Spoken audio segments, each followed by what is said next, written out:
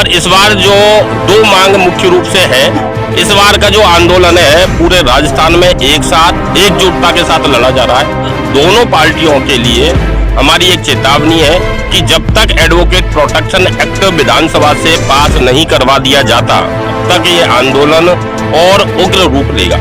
और उस आश्वासन पे हम इसलिए मान जाते हैं क्योंकि हम सब कानून में विश्वास करने वाले व्यक्ति हैं। अब आश्वासन मांगना और मौखिक रूप से चलने वाली सारी बातें समाप्त हो चुकी है। राजस्थान हाईकोर्ट के बाहर खड़ा हूँ। 24 फरवरी का दिन है। कहीं ना कहीं होके याद रखा जाएगा कि हजारों की तादाद में, हजारों की संख्या में वकील वाहन लेकर एक तरह से हंगामा मच गया था और हजारों वकील सेशन कोर्ट से और डिस्ट्रिक्ट कोर्ट से इकट्ठा होकर और अपने जोर शोर अपने अधिकार की लड़ाई के नारे लगाते हुए राजस्थान के हाई कोर्ट के बाहर पहुंचे थे, क्योंकि राजस्थान हाई कोर्ट के वकीलों ने भी उन वकीलों को समर्थन दे दिया है। मामला हम बात कर रहे हैं जुगराज चौहान की हत्या के बाद जो वकील प्रोटेक्शन एक्ट के लिए जो तूल पकड़ा है, बात उसकी हम कर रहे हैं। हमारे साथ अभी मौजूद हैं नवनिर्वाचित राजस्थान हाई कोर्ट के महासचिव बलराम वशिष्ठ। बलराम वशिष्ठ, मामला बहुत गंभीर है। कई बार आंदोलन हुए, सरकारों में बैठे नेता आते हैं, जूस पानी पिला के जाते हैं, आश्वासन देते हैं, क्योंकि उनको वकीलों का वोट चाहिए। और वकील उनके आश्वासन पर, जो सबूत की बात करने वाले वकील, कागज़ की बात करने वाले वकील, उनके मात्र एक आश्वासन पर अपने आंदोलन को तोड़ देते हैं, जिससे कि क्या है कि दो काम होते हैं। एक तो वकील कमज़ोर होता है और उनका जो सरकार का जो सिस्टम है वो मजबूत होता है। ऐसा कब तक चलेगा? और अगर ये आज जो आंदोलन आपका जो सड़कों पे आया है, तो क्या इस बार ऐसी चूक नहीं होगी? आप बताएं। इसको छोड़ दो। राजस्थान हाईकोर्ट और समस्त राजस्थान में करीब 1 लाख अधिवक्ता नियमित रूप से वकालत का व्यवसाय कर रहे हैं, वकालत करते हैं। उनकी काफ़ी लंबी समय से एडवोकेट प्रोटेक्शन एक्ट की मांग है, जिसके लिए कई बार आंदोलन हुए और आंदोलन केवल और केवल आश्वासन पर, जो आपका कहना है बिल्कुल सही है कि समाप्त हुए। पर इस बार जो दो मांग मुख्य रूप से है, एक जुगराज चौहान जी की जो डेथ हुई है, मर्डर किया है, उसके लिए इंसाफ, और दूसरा एडवोकेट प्रोटेक्शन एक्ट। इस बार का जो आंदोलन है पूरे राजस्थान में एक साथ एकजुटता के साथ लड़ा जा रहा है। इसमें इस बार ना कोई आश्वासन और ना किसी तरीके के मुगालते में रहेंगे। केवल और केवल दोनों पार्टियों से, जो यहाँ पक्ष और विपक्ष है, उस दोनों पार्टियों के लिए हमारी एक चेतावनी है कि जब तक एडवोकेट प्रोटेक्शन एक्ट विधानसभा से पास नहीं करवा दिया जाता, तब तक ये आंदोलन और उग्र रूप लेगा। अच्छा, मैं आपको बता दूं, मुझे अभी याद है इसी गेट से जब आप जीते थे, तो यही मेरी आपसे, जब आप बैठे थे ऊपर कंधों पे उठाया गया था, तो यही सवाल मैंने आपसे किया था, यानी कि हर पदाधिकारी से किया था, जो हारे उनसे भी और जो जीते उनसे भी। वकीलों के हित की बात की थी मैंने, और आपने कहा कि ज़रूर हम वकीलों के हित में काम करेंगे, समय ज़्यादा नहीं था। लेकिन आज फिर इतिहास दोहरा के इन्वेस्टिगेशन मीडिया के कैमरे के सामने बलराम वशिष्ठ वही खड़े हैं। अब मैं ये आपसे ये कहना चाहता हूँ कि आप किस तरह से ठोस पहल करोगे, क्योंकि आपके लिए बहुत बड़ी चुनौती है। हमने जो जयपुर की तीनों बार एसोसिएशन और संबंधित छोटी बार एसोसिएशन है, उन्होंने मिलकर ये डिसाइड किया है कि हम बीजेपी और कांग्रेस दोनों, क्योंकि दोनों ही एडवोकेट बिल पर हस्ताक्षर करेंगे, दोनों बहुमत से पास होगा, इसलिए दोनों पार्टियों के पास जो उनके मुख्य रूप से नेता है, आका है, उनसे जाके मिलेंगे और उन पर दबाव बनाएंगे इस बात के लिए कि विधानसभा सत्र चालू है, उसमें जल्दी से जल्दी इस एक्ट को पास करवाया जाए।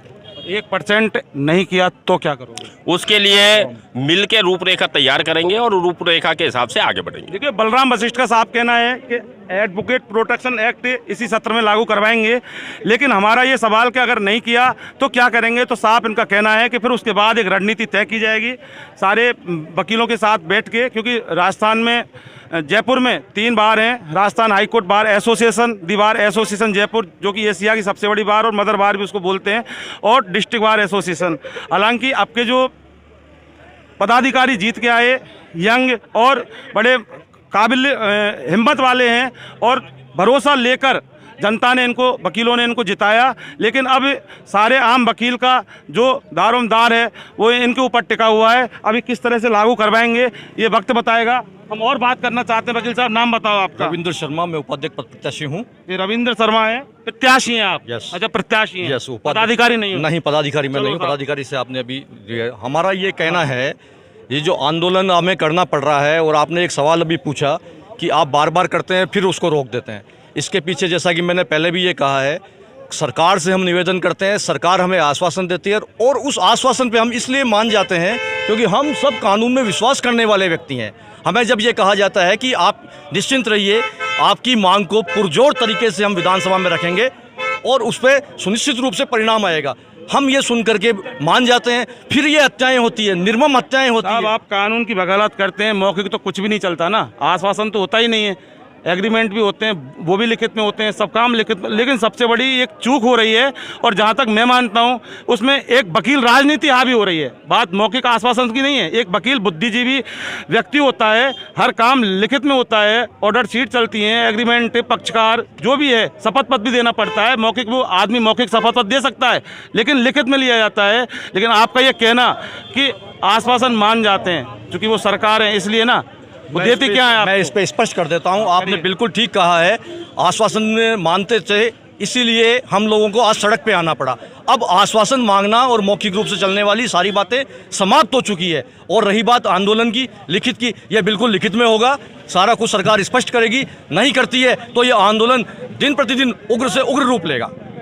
देखिए, इस आश्वासन वाली बात को अगर स्पष्ट किया जाए तो मैं सिर्फ यही कहूँगा कि वो आश्वासन कहीं ना कहीं होकर वकीलों पर, आम वकील पर, ये वकील राजनीति जब हावी होती है तो इस तरह के आंदोलन टूट जाते हैं। वरना एक वकील का ये कहना ऑन कैमरा इन्वेस्टिगेशन मीडिया पर कि सरकार हमको आश्वासन देती है और हम मौखिक आश्वासन को मान लेते हैं, जबकि यही वकील कैसे मान लेंगे जबकि जब हर काम लिखित में होता है और विद सिग्नेचर, हस्ताक्षर और एफिडेविट से काम करवाने वाले व्यक्ति ये वकील हैं, जो सरकार में बैठे नेताओं के आश्वासन को अगर ये मानते हैं तो कहीं ना कहीं होके एक बहुत बड़ा सवालिया निशान इन वकीलों के ऊपर भी लगना तय है। और आज अगर एडवोकेट प्रोटेक्शन एक्ट इनको नहीं मिला तो कहीं ना कहीं होके सरकार से ज़्यादा जिम्मेदारी अगर है तो इन वकीलों की जिम्मेदारी है, क्योंकि ये आंदोलन तो करते हैं लेकिन आश्वासन और मौखिक आश्वासन के चक्कर में आके और झांसे में आके, यानी कि कुछ भी बोल सकते हैं अपन और उसको धोखा हो जाता है और छलावे का शिकार हो जाते हैं। लेकिन इस बार इन वकीलों ने ठान लिया है, ना किसी का आश्वासन होगा, ना कोई मौखिक चेतावनी होगी, जो भी होगा ऑन द स्पॉट लिखित में होगा, तब जाके इनको इनका अधिकार मिलेगा। और जब तक कोई लिखित में आश्वासन या एडवोकेट प्रोटेक्शन एक्ट नहीं लागू होगा, ये वकील अब शांत बैठने वाले नहीं हैं, क्योंकि लगी तो चिंगारी थी लेकिन अब ज्वाला बहुत ज़्यादा भड़क चुकी है। राजस्थान में जोधपुर में जुगराज चौहान की हत्या के बाद जिस तरह से दो गुंडों ने चाकू से गोद कर उसकी हत्या की, निर्मम हत्या की और पत्थर से सर को कुचल के रख दिया, और अशोक गहलोत के जोधपुर में गृह क्षेत्र में ये बहुत बड़ी घटना है। क्योंकि अगर जिस तरह से मुख्यमंत्री के गृह जिले में, गृह क्षेत्र में इस तरह की घटनाएं होती रहेंगी, गुंडा राज होता रहेगा, तो फिर आम राजस्थान का एक कोई भी व्यक्ति है वो एक सुरक्षा की ज़िंदगी जी सकता है, इसकी परिकल्पना नहीं की जा सकती। और मैं आपको फिर बता देता हूँ एक बार, हालांकि मैं बार बार वकीलों से सवाल करता हूँ, अभी कुछ समय पहले एक आरएलपी के गुंडे ने भी एक वकील के ऊपर कातिलाना हमला किया था। वो बलाओ कार में था और पेट्रोल पंप के अंदर छुपकर उसने अपनी जान बचाई थी। और उसके बाद एक सांवरिया वकील है जयपुर में, जयसिंहपुरा कोर में, उनके ऊपर भी हमला हुआ था। लेकिन अगर समय रहते ये वकील उस समय भी चेत जाते, क्योंकि वो हमला हुआ था या हत्या नहीं हुई थी। अब ये जो बाहर सड़क पे आए हैं वो जब आए हैं जब एक वकील की हत्या हो गई है, जबकि वो मैसेज थे, एफआईआर भी दर्ज हुई थी। और लेकिन इन वकीलों ने कुछ भी इकट्ठा नहीं हुए, ठीक है, थाने पे जाके एफआईआर करवाना, दर्ज करवाना, छोटी मोटी फॉर्मेलिटी कर दी। लेकिन अगर वकील उसी समय खड़े हो जाते तो आज जुगराज चौहान इन वकीलों के सामने जिंदा होते और जुगराज चौहान यहाँ होते। और जुगराज चौहान की हत्या के बाद ये जो आज काफिला ये रैली निकाल कर यहाँ पे आए, आंदोलन करेंगे, ये करेंगे, ये आज नहीं होता और सरकार भी चेत चुकी होती और उनको इनका हक अधिकार मिल चुका होता। क्योंकि आज मैं फिर एक बात बोलना चाहता हूं कि भारत का संविधान बनाने वाले बाबा साहब अम्बेडकर की आत्मा भी आज रो रही है, क्योंकि जिस तरह से उसके कानून को, उसके संविधान की पालना करवाने वाले ये वकील आज रोड पे भीख मांग रहे हैं अपने हक के लिए, अपने अधिकार के लिए। तो कहीं ना कहीं होके ऊपर वाला भी देख रहा है और बाबा साहब भीमराव अम्बेडकर तो आज वाकई रोने को मजबूर हो गए हैं। इन्वेस्टिगेशन मीडिया के लिए राजस्थान हाई कोर्ट के बाहर से मैं जितेंद्र शर्मा।